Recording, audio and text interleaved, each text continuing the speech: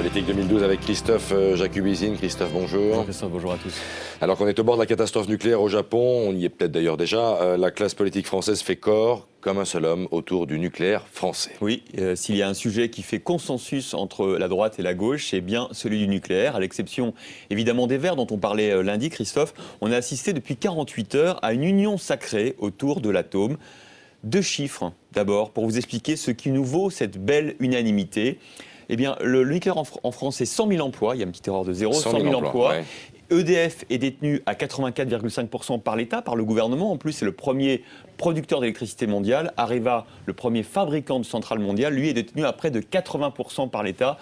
Si ce n'est pas du lobby politico-industriel, ça y ressemble un petit peu en tout cas. En tout cas, il y a un petit peu, c'est un petit peu endogamique. En tout cas, Nicolas Sarkozy a expliqué donc qu'il n'était évidemment pas question de sortir du nucléaire pour la France, qui a selon lui le parc le plus sécurisé. C'est d'ailleurs pour cela qu'on a perdu des appels d'offres aux Émirats, a dit Nicolas Sarkozy. On était plus cher parce qu'on apportait plus de sécurité.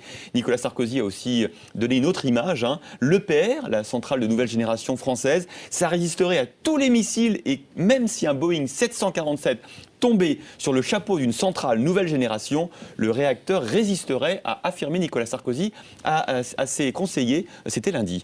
Vous nous dites qu'au fond, également, le Parti socialiste est presque sur la même longueur d'onde que le président de la République. Tout à fait. C'est Benoît Hamon, le porte-parole du Parti socialiste, qui a fixé lui aussi la ligne. Voilà ce qu'il a dit. Nous ne sommes pas favorables aujourd'hui à un abandon du nucléaire. Nous ne pouvons pas nous engager à une fin du nucléaire. Tenez, même le Parti communiste, selon une vieille tradition industrielle, le PCF défend les salariés et la filière nucléaire.